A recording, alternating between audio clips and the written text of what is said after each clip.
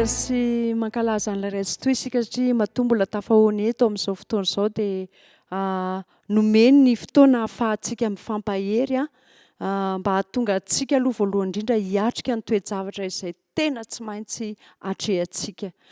Miatrika ratram-piainana ny ankamaroan'ny olona amin'izao fotoana izao, be dia be ny zavatra izay miseho amin'ny fiainana amin'izao fotoana izao, mahatonga anatina famoizam-po, mitarika anatina tsy firaharahiana ary mety mitarika hatrany amin'ny hoe fanaovana sakrifisy ny tena amin'ny zavatra tsy tokony hatao mihitsy ary. Dia tsy fantatra intsony ny tombam-bidin'ny tena ao anatin'izany trangan-javatra rehetrarehetra izany.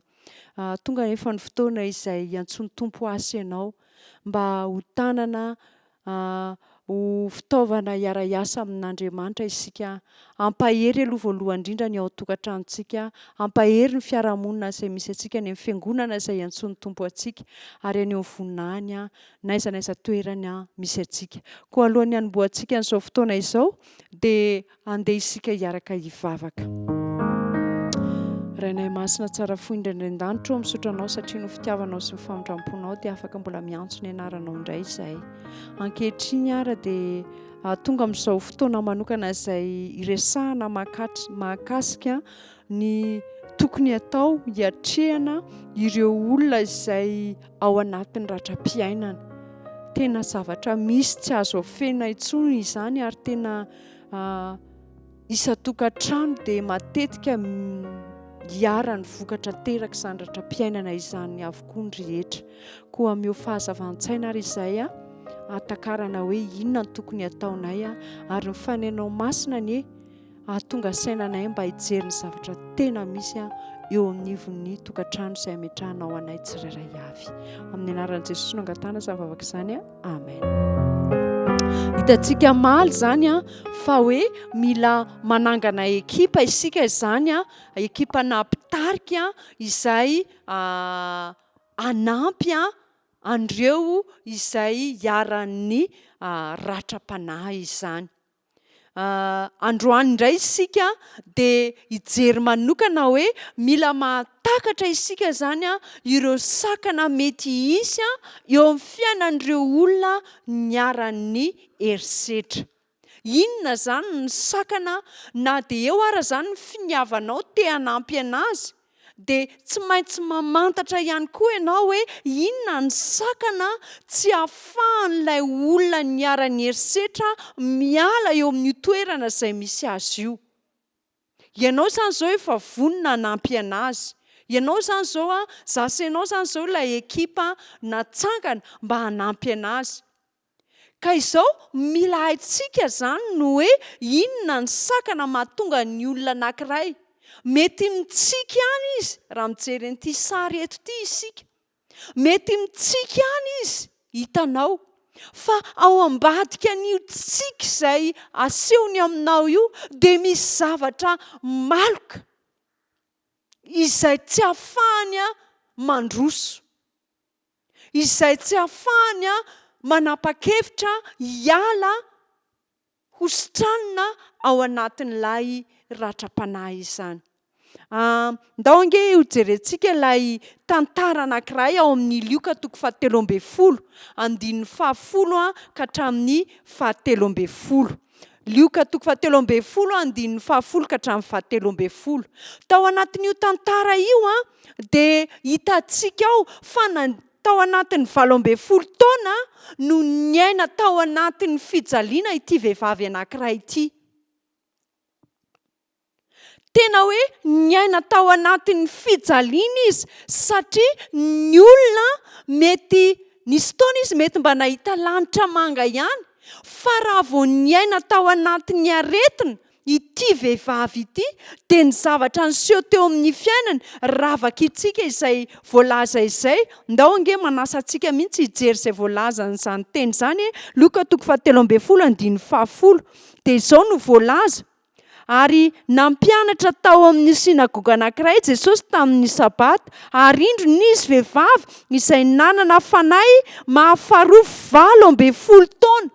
12 taona ity vehivavy ity voagejany ity fanahy farofy ity.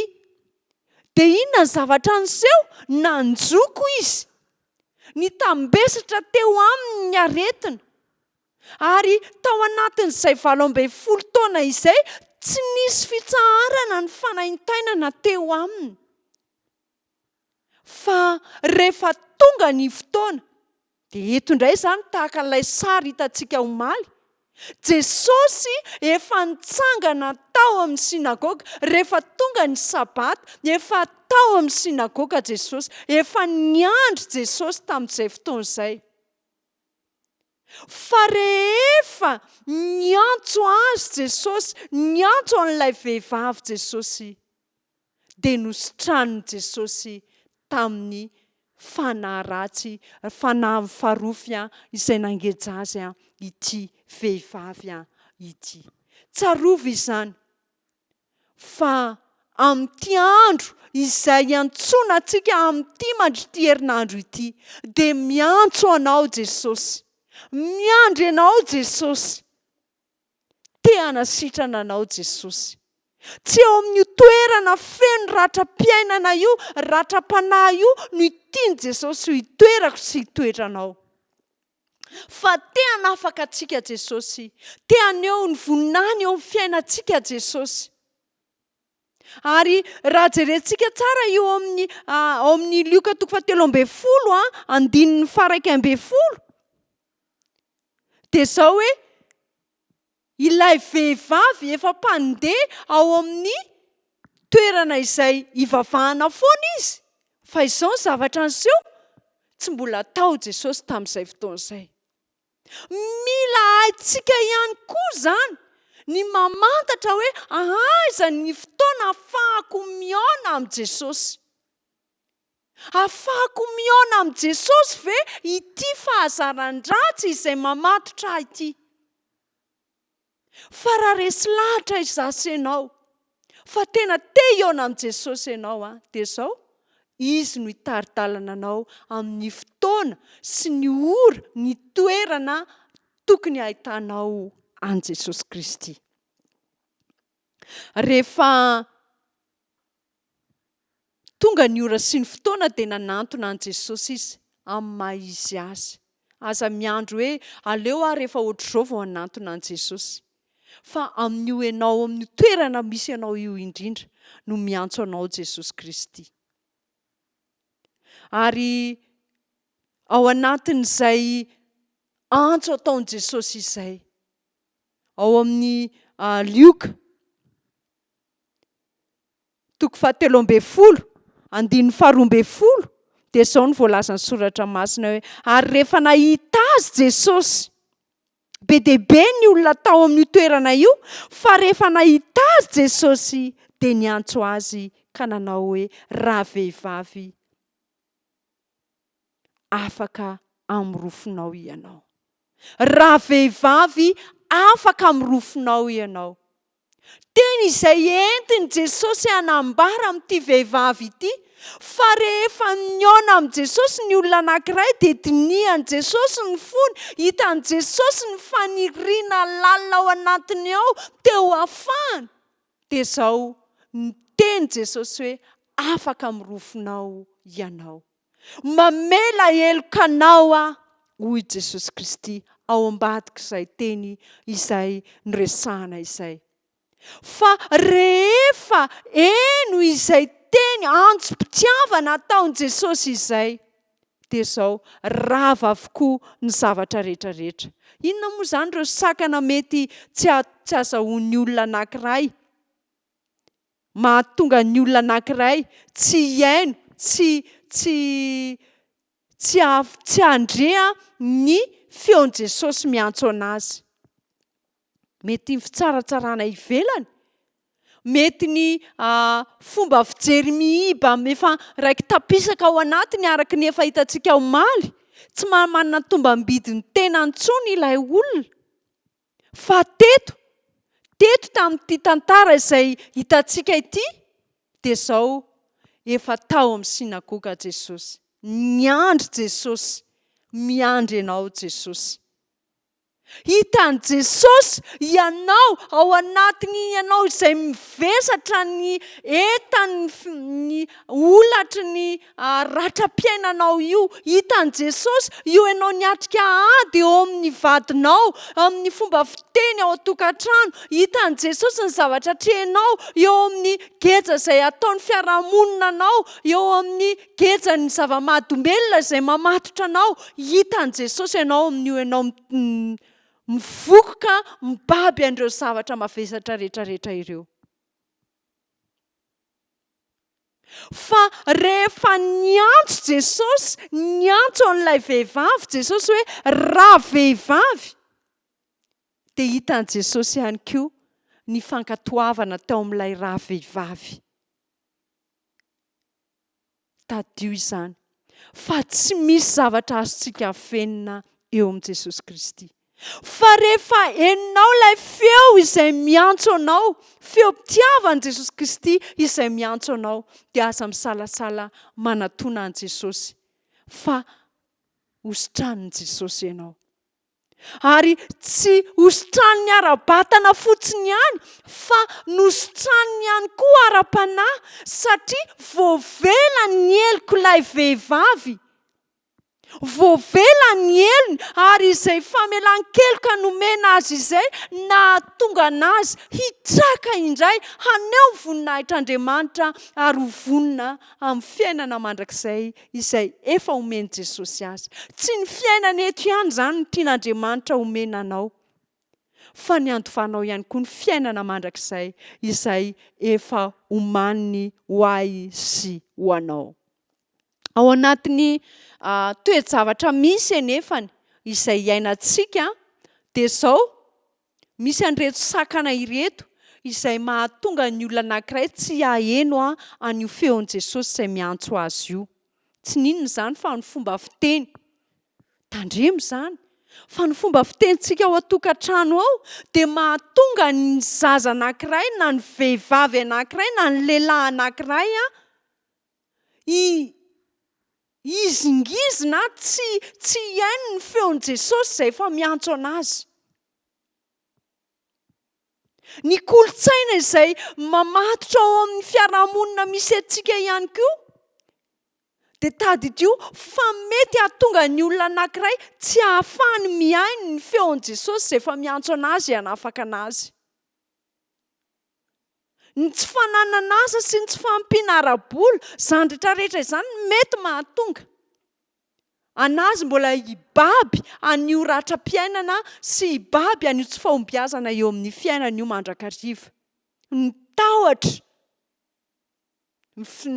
tahotra fitsaratsarany hafa, ny tsy fiainonana azy, raha mba te-hiteny izy ohatra dia tsisy miaino dia mitarika anazy daholo izany rehetrarehetra izany, hanapa-kevitra tsy iaino ny feon'i Jesosy izay hanafaka anazy. Izao no voalaza ao amin'ny Petera 1:5-7 hoe eto eo amin'i Jesosy ny zavatra manjo anao. Manasa anao amin'ity hariva ity. Ento eo amin'i Jesosy ny zavatra izay manjo anao. Apetrao eo aminy ny fanahinao rehetra, fa izy no miahy anareo. Izany no voalaza ao amin'ny Petera 1:5-7. Ary eo amin'ny Salamo 5:20 dia miteny asa ianao an'izao teny izao Jehovah hoe apetrao amin'ny Jehovah ny entanao ary izy no hanohana anao, tsy havela ny angozozo mandrakizay ny marina. Efa fantany io fanirianao, te hiala amin'io geja izay mamatotra anao io. Efa fantany io zavatra izay mitambesatra ao anatinao, vokatry ny ratram-piainana, vokatry ny zavatra izay mety tsy niankina taminao akory, kanefa dia miatrika ny vokatra izany ianao amin'izao fotoana izao. Aza mitazona ela an'io zavatra io. Fa manatona an'i Jesosy hoeto eo amin'ny fanahitsika rehetrarehetra. Tsy havelany hangozohozo ianao. Fa matoki fa efa mitsangana eo am-baravarana izy ankehitriny, eo am-baravaran'ny fonao. Te hanavao ny fiainanao, te hanafaka anao izy, te hampandresy anao izy, ary te hanova ny fiainanao ihany koa izy mba hisehony voninahiny ny fiainanao. Isika izany ao anatin'ny toe-javatra izay ataontsika, atrehantsika izany dia zao tokony ezaka isika izany hahafantatra, hahalala hoe inona ny tokony ataoko, inona ny fitaovana ilaina, inona ny zavatra mila trandrahana misy eo amin'ny toerana izay misy ilay olona tratran'ny ratram-piainana mba ahafahantsika manampy anazy. Ahoana ny atao mba hanampiana an'ilay olona? Izay no nahatonga an'ilay resaka omaly ilay hoe fananganana an'ilay centre d'écoute. Te hampahery ireo rahavavy ny sampana mididiny vehivavy moa ilay miresaka amin'izao fotoana izao. Fa te hampahery atsika mandrakariva tena ilaina ny fahaizana miaino ny hafa. Fa ny fitoeranao eo amin'ny toerana izay hiara-hiasa amin'ny Jesosy Kristy, hahatonga ny hafa hiaona amin'ny Jesosy Kristy, dia voalohany indrindra manafaka anao aloha, ianao izay manaiko fitaovana, ianao no ahafahana voalohany amin'izany zavatra izany. Satria misy an'izany kely daholo ny olona rehetra. Dia ny fahafahanao manampy ny hafa izany, mahatonga anao ho salama ihany koa. Mahatonga anao hatoko bebe kokoa an' Jesosy Kristy. Manamafy anao, mitarika anao hanao fanandramana misimisy kokoa amin'ny fiarahana amin'ny Jesosy Kristy. Ny fahafahanao miaino ny hafa izany dia manamora ny fahazahoan'ireo olona izay niara-ny herisetra mba ahazo fanampiana. Tsika izany tsy miravoravo tanana eo amin'ny hoe ohatra ny hoe olona anankiray hiara-ny herisetra ohatra. Dia zao tsy hoe miravoravo tanana hoe tsika efa vita ny vavaka, mila manampy azy isika. Hoe inona ny tokony atao mba hitsara an'ilay herisetra? Ahoana ny tokony atao mba hahatonga an'ilay olona ohatrany afaka hihoatra an'izay fahalemena ao anatin'izay raha hoe fikasihan-tanana ilay resaka andresahana teto. Raha resaka hoe tsy fananam-bola ohatra ny mahatonga an'ilay olona anankiray mikasi-tanana ohatrany dia zao hoe ahoana ny atao mba hahatonga anazy hanana asa fivelomana, mampianatra anazy mba hahatonga anazy hanana fanomezam-pahasoavana ahafahany mitady vola ohatrany. Ao anatin'izany rehetrarehetra izany efa tsy vita vetivety izany, fa mila fotoana ifampiresahana, mila fotoana ahafahanao miaino an'izay zavatra ratra ao anatiny ihany koa. Satria araka ny efa hitantsika hatramin'ny voalohany dia zao hoe mety misy zavatra izay niseho taminy tany amin'ny fahazazana na tany amin'ny fahatanorana, dia rehefa aty amin'ny tokantrano ilay izy izay vao miseho amin'izay ilay izy rehefa avy eo. Tsy voafehy intsony ilay izy. Dia izay ny antony hoe tsy maintsy isika izany miaino an'ilay olona, mamantatra ny tontolo manodidina an'ilay olona, ary ao anatin'izay isika dia manampy anazy. Tsy azo atao ny mitsaratsara ivelany avy hatrany an'ilay olona izay manao herisetra. Tsy azo antsika atao ihany koa ny hoe mitsaratsara ihany koa ilay olona izay niara-ny herisetra. Fa ny tena ilaintsika izany dia zao hoe ilaintsika izany ny mahatakatra ireo sakana mety nisy eo amin'ny fiainan'ireo olona niara-ny herisetra. Mamantatra hoe inona ny antony mahatonga anazy manao an'izao fihetsika izao, nahatonga anazy tonga amin'izao toerana misy azy izao. Fa raha fantatrao ny anton-javatra dia zao ho mora aminao ny hanoro-hevitra anazy hiantsampy eo amin'ny Jesosy Kristy.